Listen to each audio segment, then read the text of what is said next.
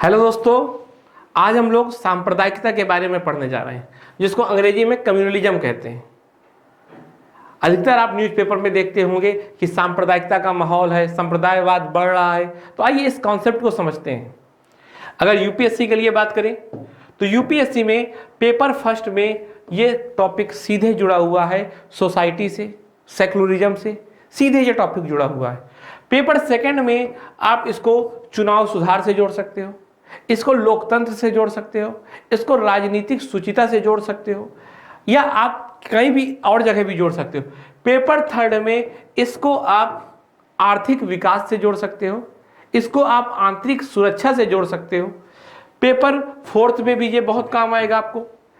ऐसे इस पे पूरा अलग से आ सकता है। ये इतना इंपॉर्टेंट टॉपिक है और इतना कॉम्प्रिहेंसिव है। इंटरव्यू में इसमें अगर आपके अंदर समझ नहीं है तो समझ जाइए फिर आप अधिकारी बनने के लक्षण ही नहीं रखते। क्योंकि एक अधिकारी को जब तक ये नहीं पता होगा कि संप्रदायवाद क्या होता है, संप्रदायवाद क्यों होता है, और याद रखिएगा किताबी ज्ञान नहीं, एक व्यवहारिक समझ होनी चाहिए, तब तक वो संप्रदायवाद जैसी घटनाओं को रोक नहीं सकता। तो एग्जामिनर आपको कंफर्म चेक करेगा क्या आपको सांप्रदायिकता की घटना के बारे में जानकारी है, क्यों होती है, क्या होती है, और भारत में इसका क्या इतिहास था। आज हम लोग जो पढ़ेंगे तो सबसे पहले पढ़ेंगे कि संप्रदायवाद क्या होता है, फिर पढ़ेंगे संप्रदायवाद क्यों होता है, उसके कितने चरण होते हैं, फिर संप्रदायवाद का क्या इतिहास था, क्या संप्रदायवाद आज़ादी के बाद की घटना है या ब्रिटिश के पहले की घटना है या दोनों के बीच की घटना है। फिर उसको बाद समझेंगे कि संप्रदायवाद के क्या नुकसान हैं, संप्रदायवाद के और अन्य कारणों को भी समझेंगे, आज़ादी के पहले और आज़ादी के बाद में बांट के। फिर हम समझेंगे कि संप्रदायवाद को कैसे खत्म किया जा सकता है। खत्म करने के संदर्भ में हम ये देखेंगे कि लोगों के मन में जो मानसिकता है, जो तर्क है, उनका खंडन करेंगे। साथ में क्या कदम और भी उठाने चाहिए, समाज को, व्यक्ति को, राज्य को, उन बातों पे चर्चा करेंगे। वीडियो दो पार्ट में भी होगी। पहला पार्ट 1 पार्ट है जिसको हम आज पढ़ रहे हैं। तो चलिए आज सबसे पहले पढ़ते हैं संप्रदायवाद क्या है। देखिए, संप्रदायवाद जानने के पहले यह समझ लीजिए कि संप्रदाय क्या है। अगर आपको संप्रदाय नहीं पता तो फिर आप संप्रदायवाद के बारे में नहीं जान सकते। अभी आप लोगों को यह लगता है कि धर्म के आधार पर 2 ग्रुपों में लड़ाई संप्रदायवाद है ना।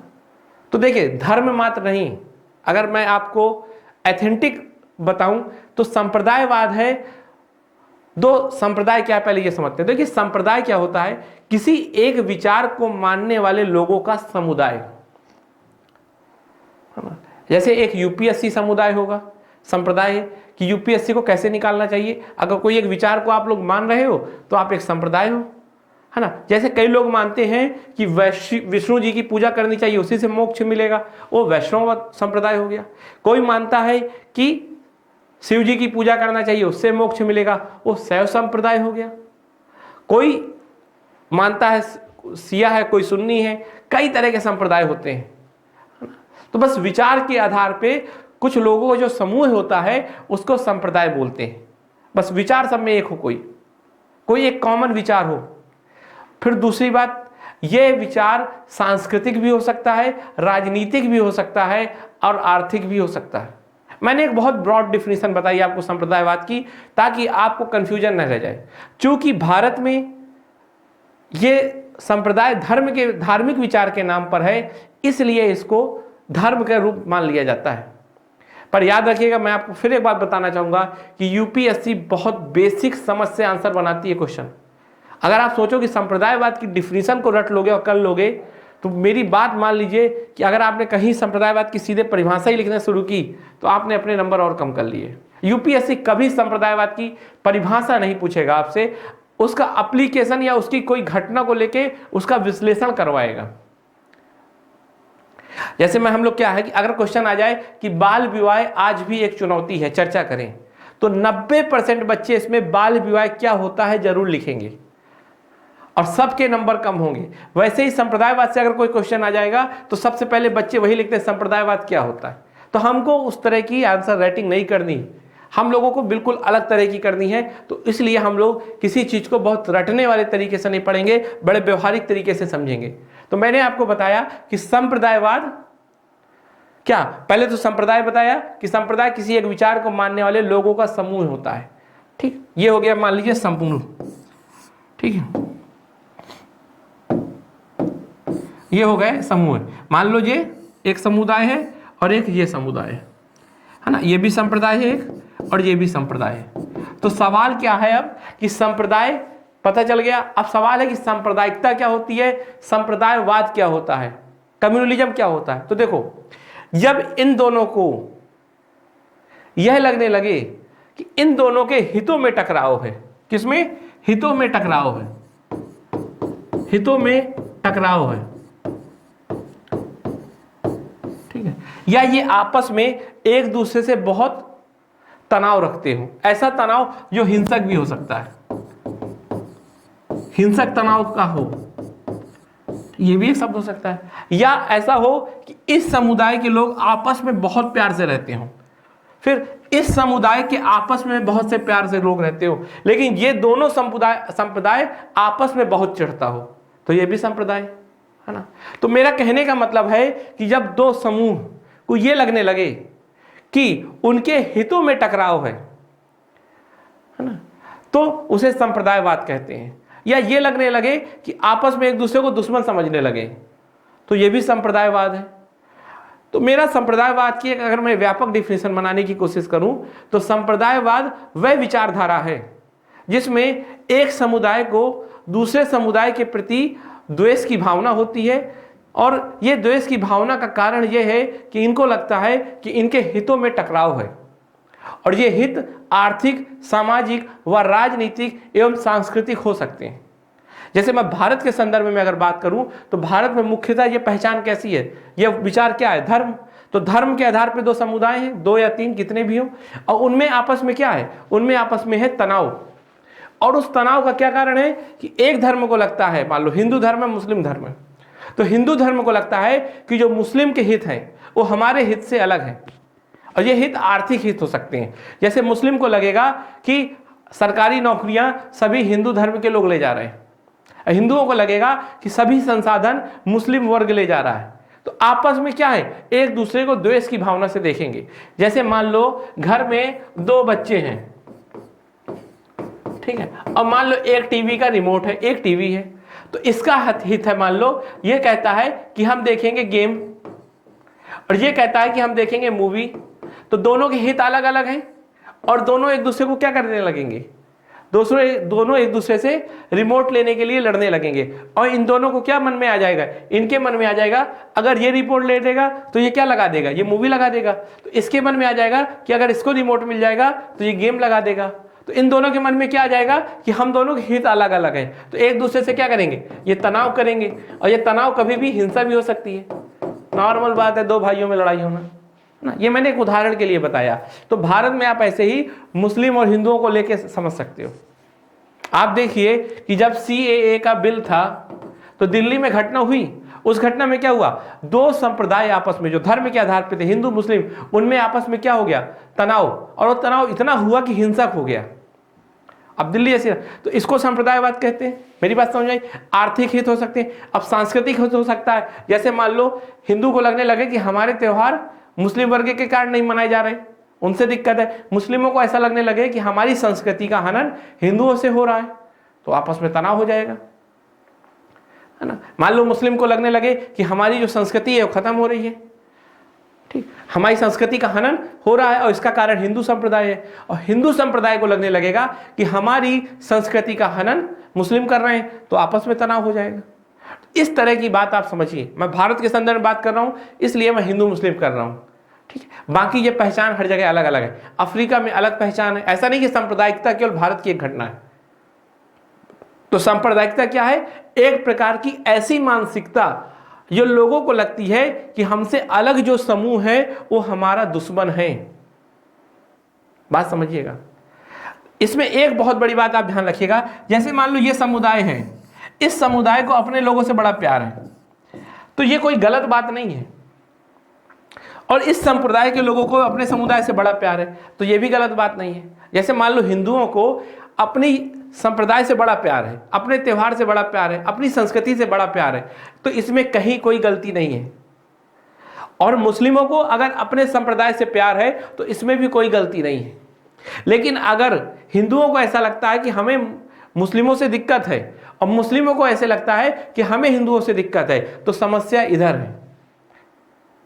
मेरी बात समझ आई? अपने धर्म, अपनी संस्कृति, अपने हितों की रक्षा करना कोई बुरा बात नहीं होती। आपको अगर हिंदू धर्म की वेशभूषा में रहना पसंद है तो आप रहिए, उससे कोई दिक्कत नहीं है। लेकिन दूसरे धर्म की वेशभूषा से अगर आपको दिक्कत हो गई तो उससे दिक्कत होगी। इसी को कहते हैं सांप्रदायिकता। याद रखिएगा, अपने संप्रदाय, अपने समुदाय, अपने धर्म, अपने क्षेत्र, अपनी जाति को लगाव रखना कोई खराब नहीं है, लेकिन दूसरे की संप्रदाय, जाति, संस्कृति, लिंग से दुश्मनी दिखाना खराब है। मेरी बात समझ आई? मुझे कैसा भी अच्छा लगे मैं रहूंगा, है ना। अब जैसे कई लोग, जैसे मैं एक उदाहरण दूंगा, भगत सिंह है, तो भगत सिंह पगड़ी पहनते थे, है ना, आराम से अपने जीवन को फॉलो करते थे, तो क्या वो सांप्रदायिकता हो गई? नहीं, उन्हें किसी धर्म से चिढ़ नहीं थी, वो सभी धर्मों को एक मानते थे, है ना। तो इसकी सोच को थोड़ी बढ़ाइएगा। जैसे बीच में एक डिबेट हुई थी, तो उसी के लिए मैंने अभी बताया, अभी भी कई बच्चे इसको समझ नहीं पाएंगे, है ना। तो आप क्या मान रहे हो इससे दिक्कत नहीं है, बस किसी के प्रति नकारात्मक विचार ना हो। तो अगर मैं आपसे कहूं कि संप्रदायवाद क्या है, तो आप कहोगे एक नकारात्मक विचार है जिसमें एक दूसरे से चिढ़ने लगते हैं, है ना। मेरी बात समझ आई? इसी तरह जैसे मान लो क्षेत्रवाद क्या होता है, आप अपने क्षेत्र से प्यार करो, आप यूपी के हो तो यूपी से प्यार करो, वो दिक्कत नहीं, भारत हो भारत से प्यार करो, लेकिन फिर आपको किसी अन्य देश से बुराई नहीं लेनी, है ना। जब आपको ये लगने लगेगा कि अन्य देश खराब है, तो फिर वो खराब हो जाएगा, वो निगेटिव विचार हो जाएगा। अगर कोई खराब नहीं है तब सामान्य रूप से ऐसा नहीं बना लेना दिमाग में, जिसको प्रीजुडिस बोलते हैं, पूर्वाग्रह बोलते हैं, कि पहले से ही मन में बना लिया कि ये खराब है। जैसे मान लो हम लोगों का विचार कई लड़कों के प्रति ऐसा होता है कि मतलब दोस्तों में कि यार ये किया होगा तो खराब ही होगा, इसे बोलते हैं प्रीजुडिस। जैसे मान लो कोई यार अच्छा भी करे, लेकिन हमारे मन में उसके प्रति क्या पहले से भावनाएं भर रखी, है ना। जैसे मान लो कोई आदमी झूठ बोल दिया 2-3 बार, तो चौथी बार जब वो सच भी बोलेगा तो हमें क्या लगेगा, ये झूठ बोल रहा है, क्योंकि उसके प्रति हमारे मन में क्या है, पूर्वाग्रह, प्रीजुडिस। तो वैसे ही संप्रदायवाद क्या है, एक संप्रदाय के लोगों में दूसरे संप्रदाय के प्रति पूर्वाग्रह। तो मैंने संप्रदायवाद को बहुत बताया क्या है, अब क्यों है ये समझ लीजिए, है ना।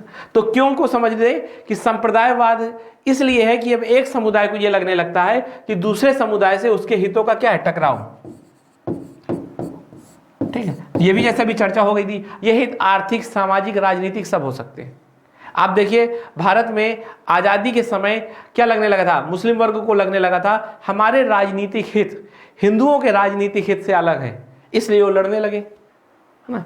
उन्हें लगने लगा था कि हमारे आर्थिक हित हिंदुओं के आर्थिक हित से अलग है, तो भी वो लड़ने लगे। तो इस तरह बात आपको समझनी चाहिए कि संप्रदायवाद क्यों होता है, जब उन्हें यह लगने लगता है कि हमारे हित आपस में मिलते ही नहीं है। जैसे मैंने टीवी के रिमोट वाली एक घटना बताई थी, तो ये सब देखिए मानसिक घटनाएं हैं पहले, फिर चरण। देखिए ऐसा नहीं है कि ये हिंसक घटनाएं जो होती हैं, जो सांप्रदायिकता होती हैं, जो तुरंत एक ही दिन में शुरू होती हैं, सुबह उठा सब सही था, रात तक हिंसक हो गए, ऐसा नहीं होता, है ना। ये धीरे धीरे घटनाएं होती हैं। कैसे होती है, पहले एक समुदाय को लगता है, जैसे मान लो ये पहले समाज है ना, चल यहाँ पर जैसे मान लो पहले ये एक समाज है, ठीक। इस समाज में मान लो ये एक समुदाय के लोग रह रहे हैं और दूसरे समुदाय के लोग ऐसे रह रहे हैं, ठीक, ऐसे रह रहे हैं, ठीक। मान लो ये लोग हैं, ठीक। अब फिर अगला चरण क्या होगा कि अगला चरण तो ये हो जाएगा, क्या हुआ, अब ये इनको अभी एक साथ मिलकर रह रहे थे, ये कैसा समाज था, ये ऐसा समाज था जिसमें सब कोई रह रहे थे, बहुलवादी समाज, है ना। अब देखिए एक बात तो स्पष्ट रखिए कि ऐसे समाज में ही सांप्रदायिकता की भावना आएगी जहां पर बहुत से लोग रह रहे हो। अगर एक वर्ग ही रह रहा होगा तो वहां सांप्रदायिकता नहीं होगी। तो ऐसा मान लीजिए एक समाज था, जैसे मान लो ये समाज है भारतीय समाज, और इसमें बहुत से लोग रह रहे थे, ठीक। फिर क्या हुआ, फिर अब ये लोग क्या हुए, अलग अलग होने लगे, इनको लगने लगा कि हम एक हैं, ठीक, और दूसरा वर्ग एक है ना। अब इन लोगों को आपस में बात हुई होगी कि भाई हम अलग हैं यार, वो अलग हैं। फिर क्या हुआ होगा, फिर आगे और बढ़ा होगा, ठीक। फिर ये लगने लगा होगा इन्हें कि हम बिल्कुल अलग हैं और ये बिल्कुल अलग हैं, हम दोनों के हित अलग अलग हैं। अब देखिए, अब बात हित में आने लगी, ठीक है। अभी तो मन में थोड़ी सी मुटाव हुआ था, अब धीरे धीरे लगने लगा कि हम दोनों के हित अलग अलग हैं। तुम्हारा हित अलग है, हमारे हित अलग है, जैसे मैंने घटना बताई थी टीबी वाली। फिर अगला चरण क्या होगा, अब इनको यह लगने लगेगा कि हमारे और इनके हितों में है टकराव,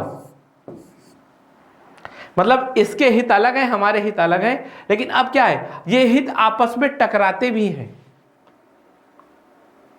अर्थात अगर इसका अच्छा होगा तो हमारा नुकसान होगा, हमारे साथ अच्छा होगा तो इसका नुकसान होगा।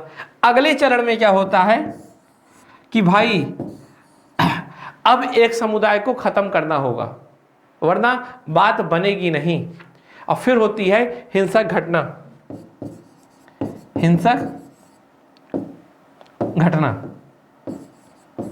ठीक। तो इतने चरणों में चालू होता है संप्रदायवाद, ठीक है। अब आप समझे, कोई एक दिन की घटना नहीं हुई है, एक चरण को लगने में 10 से 20 साल लग जाते हैं, फिर धीरे अगली चरण और जल्दी होती है, फिर लोगों के मन में बात बढ़ती गई ना, हिंसक घटनाएं तुरंत हो जाती है। तो क्या हुआ, पहले चरण में लगने लगता है कि एक ही अपना वर्ग है, एक वर्ग दूसरा है। फिर दूसरे चरण में लगने लगता है, अब जैसे हिंदू मुस्लिम में पहले सब साथ मिलकर रह रहे थे, गांव में कोई दिक्कत नहीं थी। फिर इन लोगों को लगने लगा कि भाई अब हमारा हित अलग है और हिंदू मुस्लिमों का हित अलग है। ये लोग अब एक एक होने लगे, एक दूसरे से बात करना कम कर दी, फिर यहां पर बात करना छोड़ दी। इन्हें मन में ये लगने लगा कि ये अलग ही है, हम अलग हैं। अब फिर क्या हुआ, अब ये एक दूसरे की बुराई करने लगे कि ये दुश्मन है, ये दुश्मन है, ये कुछ कर रहा है तो हमारा नुकसान हो रहा है, ये एक दूसरे की बुराई करने लगे। तीसरे चरण में क्या होगा कि एक दूसरे को मारने लगे। तो इस तरह सांप्रदायिकता होती है, इसको बोलते हैं एक्सट्रीम कम्युनलिज्म, इसको बोलते हैं माइल्ड कम्युनलिज्म, और बीच के चरणों को बोलेंगे मॉडरेट कम्युनलिज्म। जब भारतीय इतिहास देखेंगे तो आपको ये सारे चरण देखने को मिलेंगे।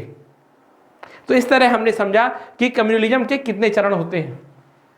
आगे चलते हैं, कम्युनलिज्म का क्या इतिहास है। क्या ब्रिटिश काल के पहले कम्युनलिज्म था?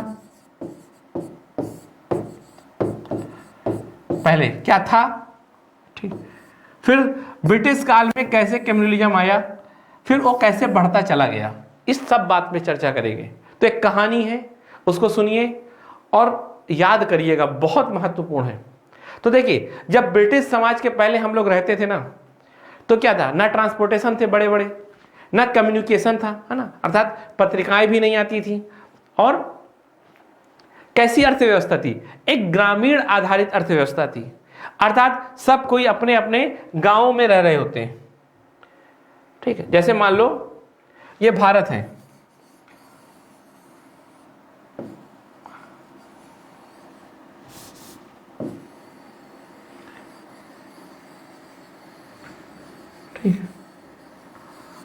ठीक है, जैसे मान लो ये भारत है, तो सब छोटे छोटे गांव में थे, ठीक।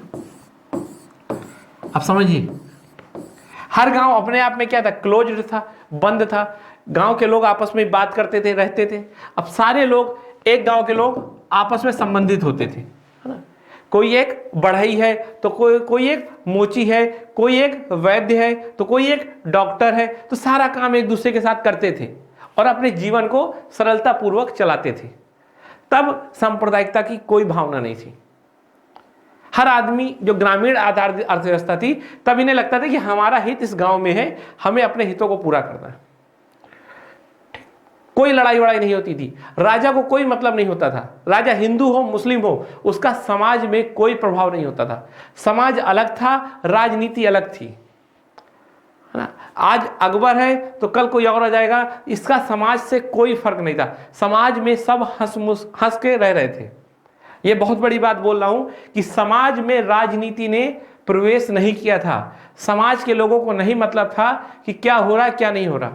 जैसे घर के छोटे बच्चों को ये नहीं पता रहता ना कि मम्मी पापा क्या डिसीजन ले रहे हैं, तो मस्त रहते हैं, वैसे ही समाज को इससे कोई फर्क नहीं पड़ता था। पहले के जो राजा लोग आते थे, जो मंदिर तोड़ते थे, उनका उद्देश्य धार्मिक कम, आर्थिक रूप से ज़्यादा होता था, क्योंकि उस समय मंदिर बहुत संपन्न होते थे, तो उनका मूल उद्देश्य होता था आर्थिक रूप से संपदा को लूटना।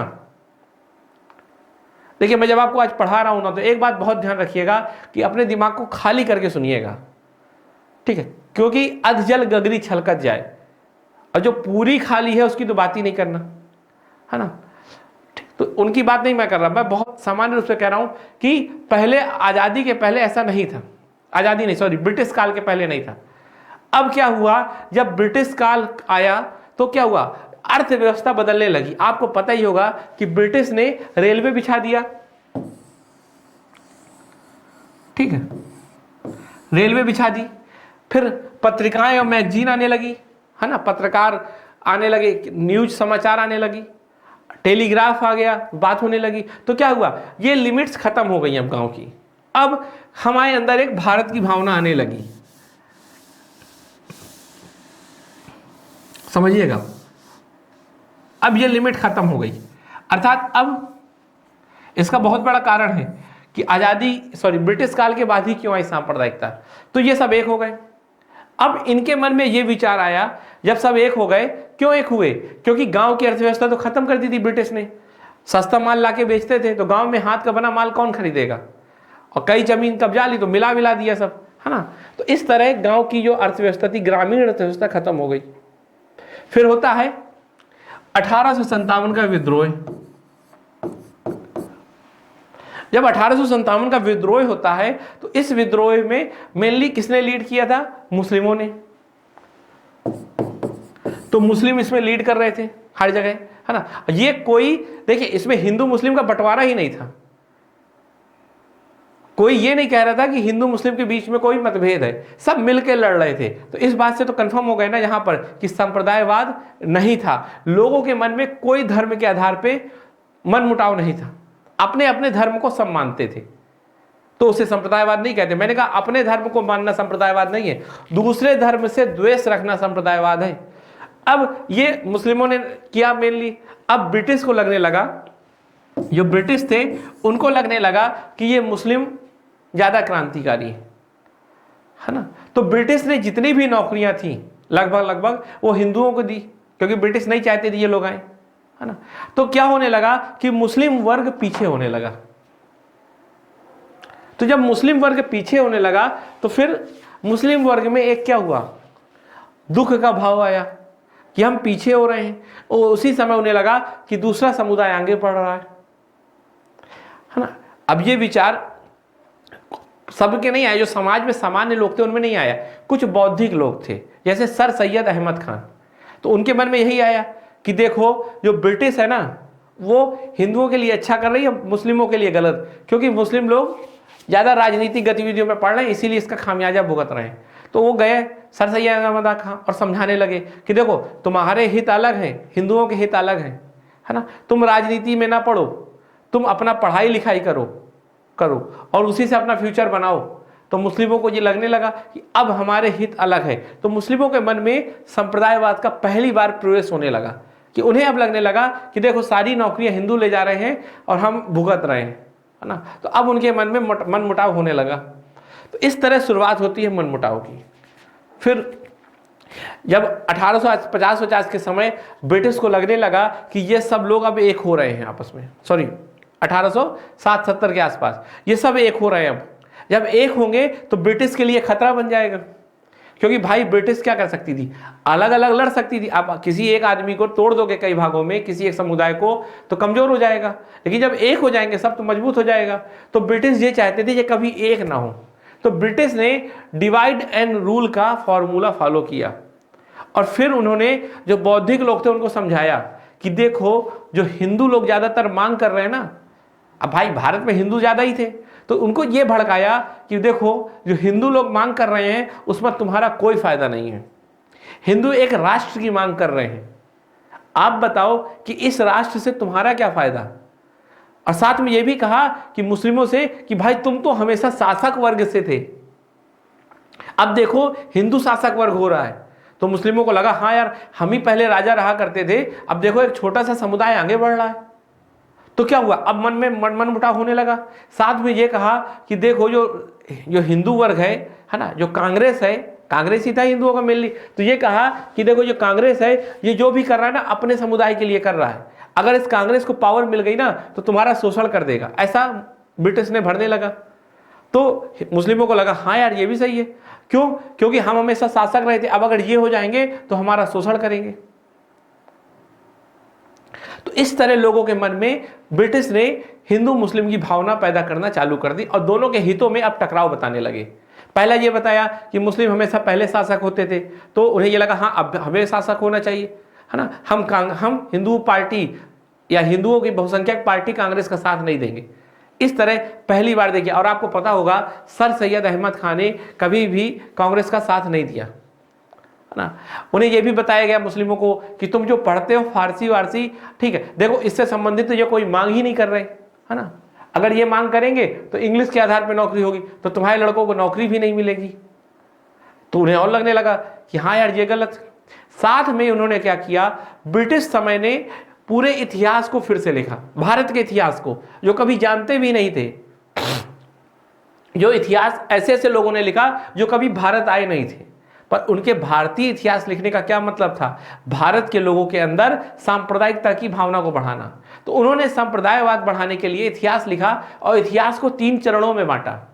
पहला चरण हिंदू चरण, दूसरा चरण मुस्लिम चरण और तीसरा चरण ब्रिटिश काल से संबंधित, है ना।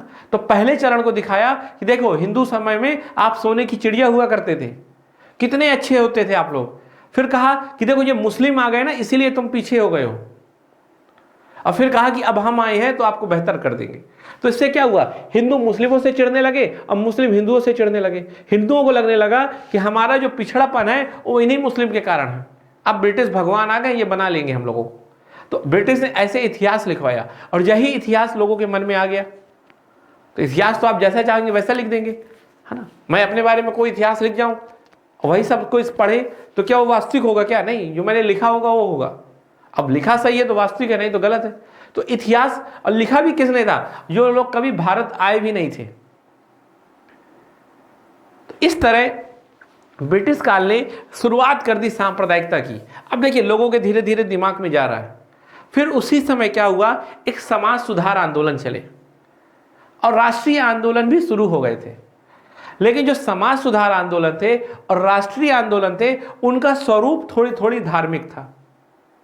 मैं पूरी कहानी बता रहा हूं, आराम से सुनो, ठीक है। सांप्रदायिकता का कैसे शुरुआत हुई, तो जैसे मान लीजिए शिवाजी कह रहा हूं, बाल गंगाधर तिलक ने जो आंदोलन चलाया उसमें शिवाजी और गणेश पूजा का महत्व रखा हिंदुओं के प्रतीक के तौर पे, है ना।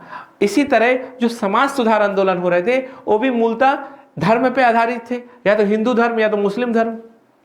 तो इस तरह से लोगों के मन में और भी बातें आने लगी, जैसे दयानंद सरस्वती जी का शुद्धि आंदोलन। अब चूंकि मैं बाल गंगाधर तिलक जी को गलत नहीं कह रहा, उनका उद्देश्य कभी गलत नहीं था, है ना। पर एक बात आप मुझे बताइए कि यदि मान लो कोई एक ये समुदाय है, इस समुदाय में केवल इतना सा वर्ग कोई है और बाकी बहुसंख्यक है, तो ये वर्ग हमेशा डर के रहेगा।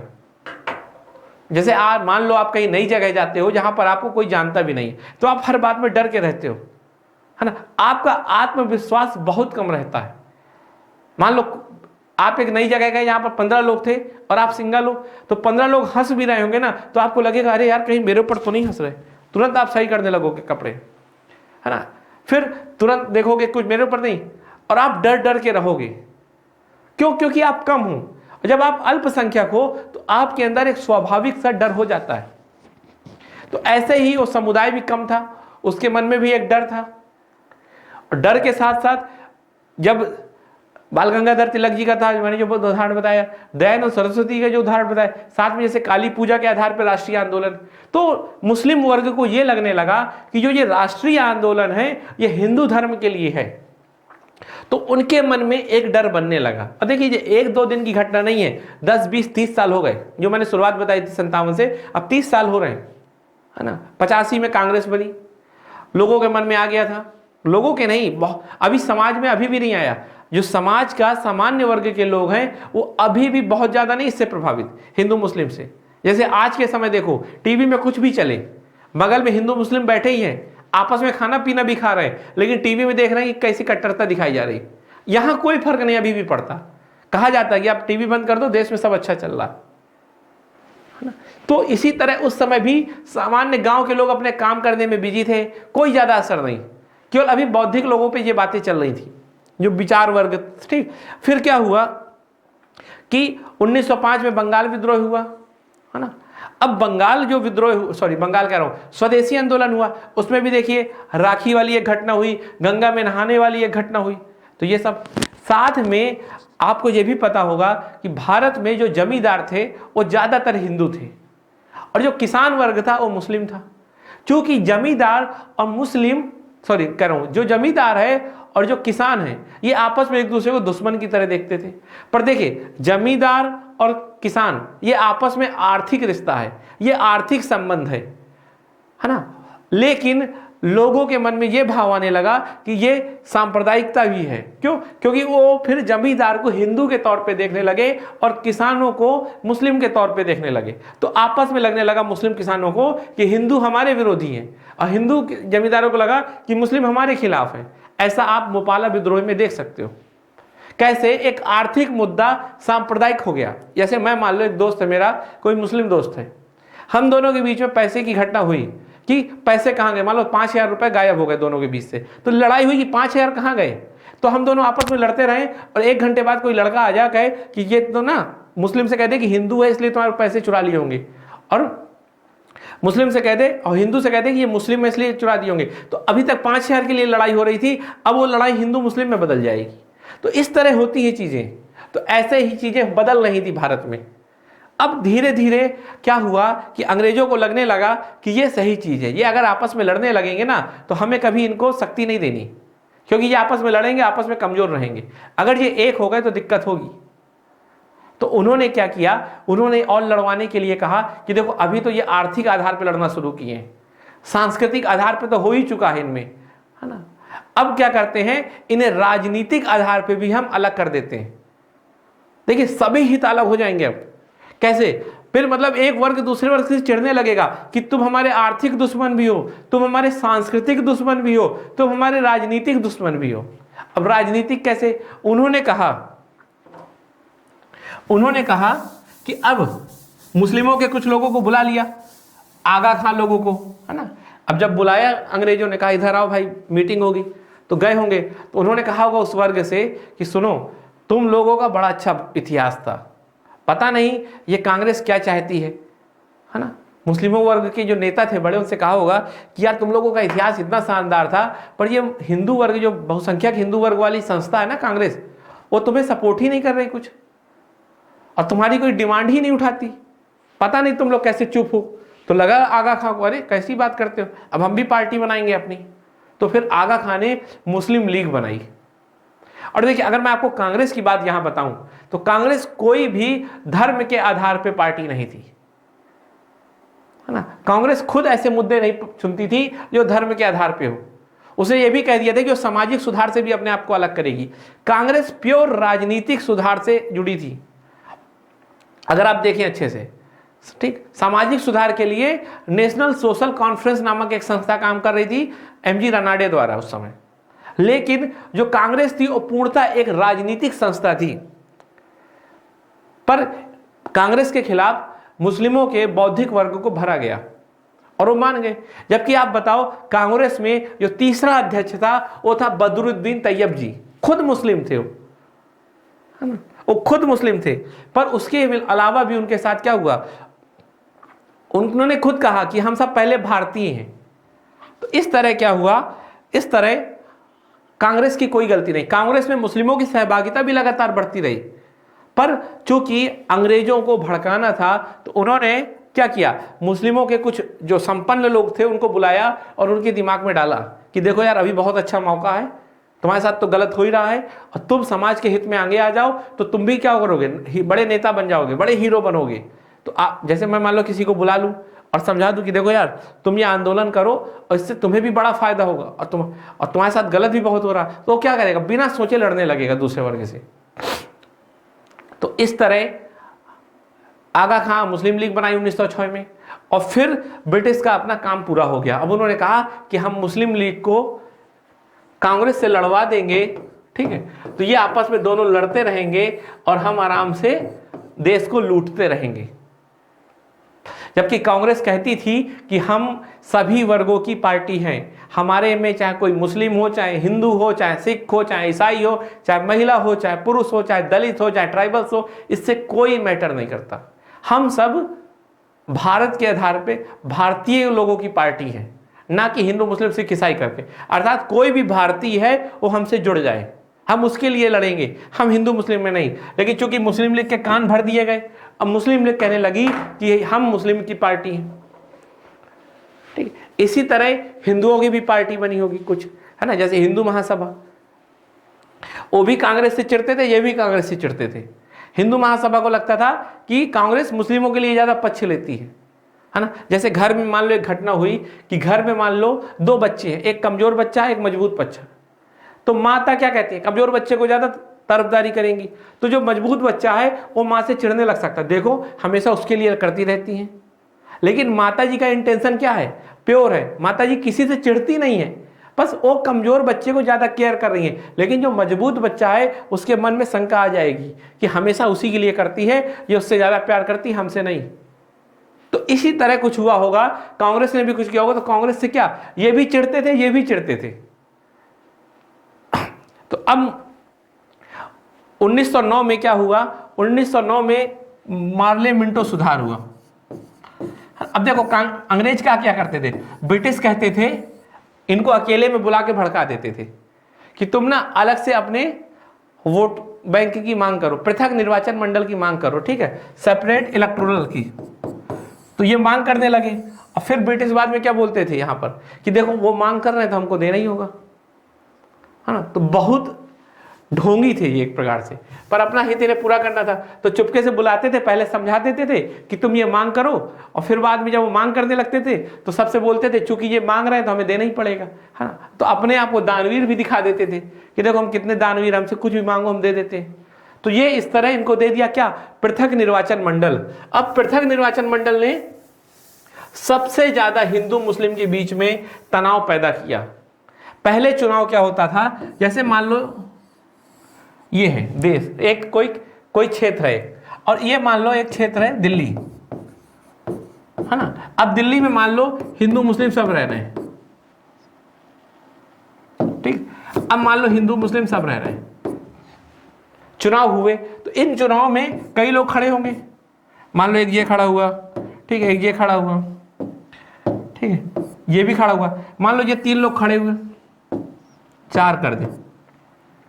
अब इनमें से क्या करेंगे, ये सब क्या कहेंगे, ये सब यही करेंगे ना कि हम समाज को सबसे अच्छा बनाएंगे, हमको वोट दो। ये भी कहेगा हम दिल्ली को अच्छा बनाएंगे, हमें वोट दो। ये भी कहेगा हम दिल्ली को अच्छा बनाएंगे, वोट दो। ये भी कहेगा हम दिल्ली को अच्छा बनाएंगे, वोट दो। क्योंकि भाई सब वोट देंगे, और जिसको सबसे ज्यादा वोट मिल जाएगा वो जीत जाएगा। तो ये सोचेंगे ज्यादा से ज्यादा वोट दें, ये व्यक्ति हिंदू मुस्लिम के चक्कर में नहीं पड़ेगा। इसको ये लगेगा कि हमें हिंदू भी दे मुस्लिम भी दे, तो ये क्या करेगा, हिंदुओं के हित की भी बात करेगा और मुस्लिमों के हित की भी बात करेगा, और किसी के खिलाफ नहीं बोलेगा ये। क्यों, किसी के भी अगर इसने खिलाफ बोला तो ये नप गए, है ना, ऐसे ही होगा ना। लेकिन मान लो एक नया पद्धति आ जाए, नई पद्धति में क्या हो जाए कि रहेंगे तो एक साथ, सब कोई रहेंगे तो एक साथ, लेकिन हिंदू का और मुस्लिम का अलग अलग चुनाव होगा।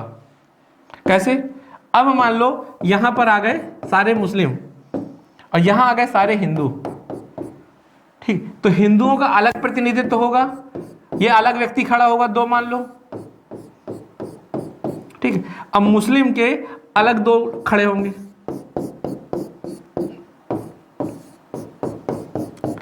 ठीक। अब ये लोग इसको वोट नहीं दे पाएंगे और ये लोग इसको वोट नहीं दे पाएंगे, तो अलग अलग अब चुनाव होगा, अलग अलग चुनाव होगा। इसी को बोलते हैं पृथक निर्वाचन मंडल। ये निर्वाचन मंडल अलग, ये निर्वाचन मंडल अलग। अब बताइए मुझे कि ये आदमी क्या कहेगा कि पूरे समाज के लिए काम करूंगा मैं, नहीं, ये कहेगा मैं हिंदुओं के लिए काम करूंगा, और ये क्या कहेगा, मैं मुस्लिमों के लिए केवल काम करूंगा। हिंदू तो अपने दुश्मन है, है ना, क्योंकि किसी की बुराई करो ना तब दूसरे को बड़ा अच्छा लगता है। तो ये क्या कहेगा, ये कहेगा कि हिंदुओं ने हमारा शोषण किया है, अब मैं सबको बचा लूंगा, आप परेशान ना हो। अपनी संस्कृति खत्म हो रही है, क्योंकि इसको तो वोट चाहिए ना, और वोट करने के लिए क्या करेगा, क्योंकि ये तो वोट लड़ रहा है, नेता है, दिमाग से तेज होगा, पर ये जनता तो बेचारी बुड़बक है ना, मतलब सीधी है, तो ये अपने दिमाग से इनको भड़का देगा। और ये व्यक्ति भी भड़काएगा, क्यों, क्योंकि ये लोग भड़का के वोट लेना जानते हैं। इन्हें पता है कि सामान्य इंसान कम समझ का होता है, जल्दी भड़क जाएगा, और जैसे ही भड़केगा तो हमारी तरफ जरूर आ जाएगा, है ना। अब ये मान लो बौद्धिक है आदमी, ये भी अच्छा आदमी है, तो इनको नहीं सुना जाएगा। अगर ये कहेंगे कि हम समाज में सब एक हैं, है ना, समाज को लेकर चलूंगा, मैं हिंदू मुस्लिम की बात करूंगा, कि दोनों भाई भाई है, तो जनता इसको नहीं सुनेगी, जनता इसी को सुनेगी, क्योंकि जनता की आदत है, जनता को खराब चीजें पहले अच्छी लगती हैं। भारत में आज भी देखिए आप, जाति के आधार पर वोट देते हैं हम लोग, धर्म के आधार पर वोट देते हैं, जबकि पता है कि ये गलत है, पर हमें यही अच्छा लगता है ना। मैं अब राजनीतिक बातें नहीं करूंगा, लेकिन यहां से आपको चीजें समझ में आ गई। तो इस तरह ये समाज के मन में अब मन मुटाव आने लगेगा, और ये आपस में हो जाएंगे। अब इन्हें क्या लगने लगा कि हमारे राजनीतिक हित भी अलग अलग हैं। तो इस तरह चालू होगी सांप्रदायिकता की राजनीतिक घटनाएं, और ये 1909 से शुरू हो गई। और यही कहा जाता है कि इसी के कारण भारत पाकिस्तान का बंटवारा हुआ, क्योंकि अब ये एक दूसरे के खिलाफ भरने लगे, है ना, कि हम अलग देश की मांग कर लेंगे।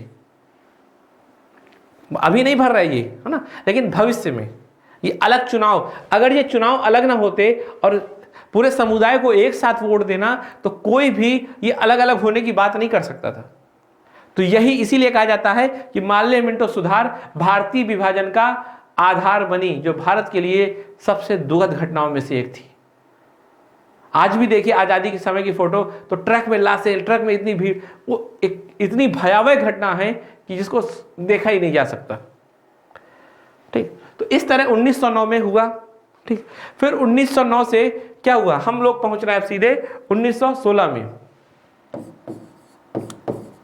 अब देखो ये भी एक कारण है, 1909 में अब होने लगा पृथक निर्वाचन मंडल, है ना। तो पृथक निर्वाचन मंडल में क्या, मुस्लिम लीग बोला करती थी कि हमारे हित अलग हैं और हम अपनी मुस्लिमों की पार्टी हैं।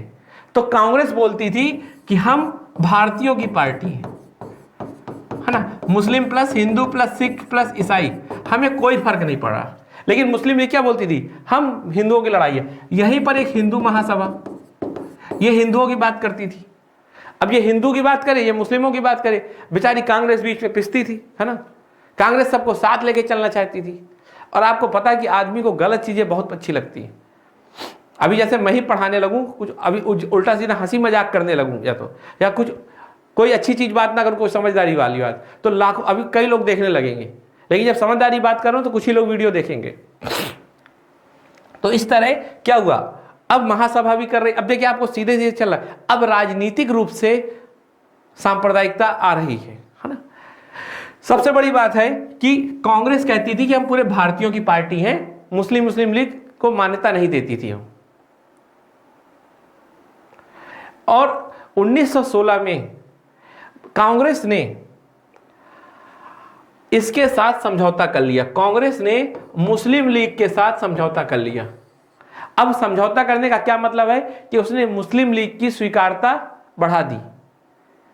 आप मान लो, जैसे मान लो मैं एक बहुत उदाहरण दूं इसका, जैसे मान लो मोदी जी हैं, केजरीवाल हैं, तो देखो केजरीवाल हमेशा मोदी मोदी करता रहता था, मोदी बुरे हैं, मोदी ये है, मोदी हो, लेकिन मोदी कभी भी केजरीवाल के नाम नहीं लेते थे, क्योंकि वो इनको इग्नोर रखते थे। उन्हें पता था कि जिस दिन मैं इसका नाम ले लूंगा ये फेमस हो जाएगा और इसका जो उद्देश्य है वो प्राप्त हो जाएगा, क्योंकि ये तो अपना नाम ही चाहता था ना। वैसे ही अगर मान लो, ये तो अलग घटना, मैं बताना चाह रहा हूं कि अभी कांग्रेस ने कभी मुस्लिम लीग को मान्यता नहीं दी थी।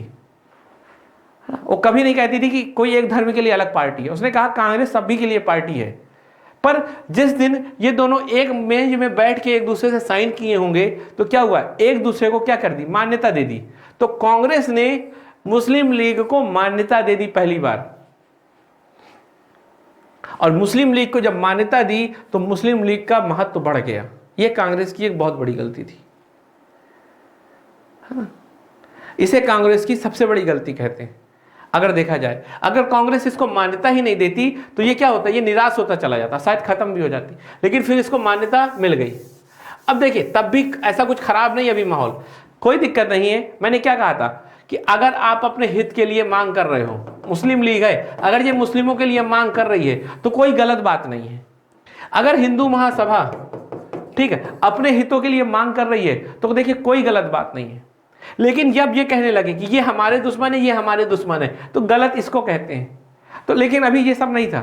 अभी मुस्लिम लीग कह रही थी कि मुस्लिमों का हित होना चाहिए, हिंदू महासभा कह रही थी हिंदुओं का हित होना चाहिए, और इस तरह आंदोलन चल रहा था। पर 1935 में हुआ चुनाव। 1935 में पहली बार चुनाव हुआ और चुनाव में मुस्लिम लीग बहुत बुरी तरह से हार गई। पहली बार मुस्लिम लीग हार गई। और जब मुस्लिम लीग हारेगी, जिन्ना जी हार गए मान लो, ठीक है। अब मोहम्मद अली जिन्ना को समझिएगा, अभी तक सब सही था 35 तक। अब मोहम्मद अली जिन्ना हार गए। साथ में कांग्रेस ने कई जो समझौते किए थे मुस्लिम लीग के साथ वो भी छोड़ दिए, क्योंकि कांग्रेस को ये लगा था चुनाव के पहले कि मुस्लिम लीग के साथ अभी मिल के चल रहे हैं, अगर मुस्लिम लीग जीत जाएगी तो मिल के हम सरकार बना लेंगे। लेकिन जब चुनाव का रिजल्ट आया और पता चला कि मुस्लिम लीग पूरी तरह से हार चुकी है, तो कहा, कांग्रेस ने यह सोचा कि अब हम क्यों इसका साथ लें, इसको हटाओ यार। तो मुस्लिम लीग के मन में गुस्सा आ गया और वो विश्वास खत्म हो गया। 1937 की बात है ना, 1935 का जो अधिनियम था उसके तहत 1937 में चुनाव हुए थे, ठीक है, सॉरी 1937 में चुनाव हुए थे। और चुनाव में मुस्लिम लीग और कांग्रेस के बीच में काफी सामंजस्य था, है ना। कई जगह कांग्रेस ने मुस्लिम लीग के व्यक्तित्व के साथ चुनाव लड़ा, है ना, अर्थात गठबंधन करके रखा था। लेकिन जब वोट आए और मुस्लिम लीग को एक भी वोट नहीं मिले, जबकि कांग्रेस को बहुत वोट मिले, कांग्रेस ने 8 जगह 8 प्रांतों में सरकार भी बनाई, तो उसने मुस्लिम लीग से सारे अपने नाते तोड़ दिए। जैसे मान लो क्या हो कि जैसे मान लो बिहार था, ठीक है। अब मान लो बिहार में वर्तमान में जो चुनाव हुए उसमें बीजेपी और ठीक जेडीयू मान लो चुनाव लड़ रहे हैं। अब मान लो कि 100 वोट थे टोटल, अब 100 मतलब 100 सीटें थी। अब मान लो 100 सीट में 90 सीट बीजेपी पा जाए और 10 सीट जेडीयू पा जाए, तो बीजेपी क्या कहेगी, इसको हटाओ, छोड़ो, क्या मतलब अपने आप सरकार बना लेंगे हम। तो बीजेपी ने कहा हमारे जेडीयू से कोई समझौता नहीं, तो जेडीयू क्या होगा, ये बनी मन गुस्सा हो जाएगा बहुत और कहेगा ठीक है हमारे साथ इतना धोखा दिया, ये धोखे को जाके जनता में बताएगा कि देखो मुझे बीजेपी ने धोखा दिया, है ना। अर्थात अपने वर्ग के लोगों को बताएगा, जिस धर्म का होगा, मान लो जिस संप्रदाय का होगा, जिस जाति का होगा, उस जाति के आधार पर कहेगा देखो मैं इस जाति का था इसलिए मेरे साथ धोखा दिया। तो उस जाति के सभी लोग क्या हो जाएंगे, इससे भावुक रूप से जुड़ जाएंगे और उन्हें लगेगा कि हाँ जो दूसरी पार्टी है ना वो विशेष धर्म के लिए है। अर्थात इसी तरह कुछ हुआ होगा 1937 के चुनाव में, जब मुस्लिम वर्ग ने भड़काना चालू किया। अब जिन्ना का पूरा रुख ही बदल गया। अब जिन्ना क्या करने लगे, खुले तौर पे भड़काने लगे और कहने लगे कि इस भारत में मुस्लिमों का कोई हित नहीं होगा, मुस्लिमों के लिए अलग देश की मांग करो। तभी आया एक द्विराष्ट्रवाद का सिद्धांत, द्विराष्ट्र का, कि मुस्लिमों का हित अलग है और हिंदुओं का हित अलग है, तो मुस्लिमों के लिए अलग देश की मांग की जाएगी। तभी देखिए फिर पाकिस्तान की नाम आता है पहली बार, फिर पाकिस्तान की 1940 में पहली बार मांग की जाती है स्पष्ट रूप से, है ना। तो इस तरह फिर जो अगला चुनाव होता है 1946 में, उसमें मुस्लिम लीग बहुत ज्यादा वोटों के साथ जीतती है, क्योंकि जिन्ना ने अब भड़काने का काम शुरू कर दिया था।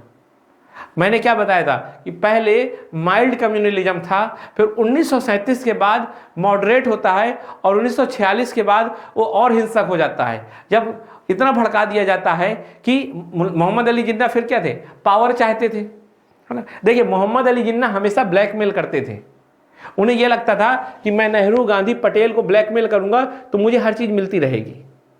वो कभी पहले अलग देश की मांग नहीं चाहते थे, क्योंकि वो भी बहुत समझदार थे। वो चाह रहे थे इतना बड़ा देश है, इतना विशाल देश है, इसी देश में हम खुश रह सकते हैं। उन्हें भी पता था कि बंटवारे से कभी किसी का भला नहीं हुआ।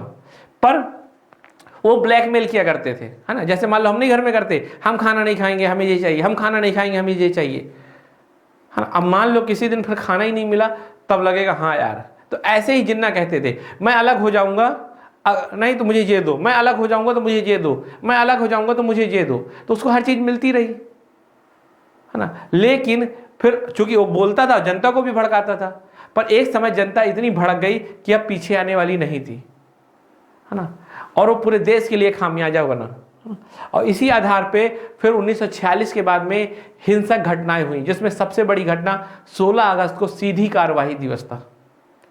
तो ये होता है सबसे एक्सट्रीम लेवल ऑफ कम्युनलिज्म, जिसमें हिंसक घटनाएं होने लगी और इस तरह संप्रदायवाद अपने चरम पे आ गया और फिर देश का बंटवारा करना पड़ा। तो इस तरह आज़ादी के अगर पहले देखें तो आज़ादी के पहले संप्रदायवाद में सबसे बड़ा अगर किसी का योगदान है तो ब्रिटिश सरकार का है। न केवल भारत में बल्कि वो जहाँ जहाँ भी रही हमेशा लड़ाई करवा के आई है। आज अगर सीरिया को आप देखो तो सीरिया में जो लड़ाई चल रही है उसमें भी फ्रांस का मतलब यूरोपीय शक्तियों का योगदान है। जो इराक में दिक्कत है उसमें भी यूरोपीय शक्तियों का योगदान है, क्योंकि वो नहीं चाहते थे कोई मजबूत बने, तो हमेशा फूट डालो और राज करो की नीति अपनाई, न केवल धर्म के प्रति। जबकि कांग्रेस में भी उसने फूट डालो कर दिया था, एक नरम दल बनवा दिया था, एक गरम दल कर दिया था।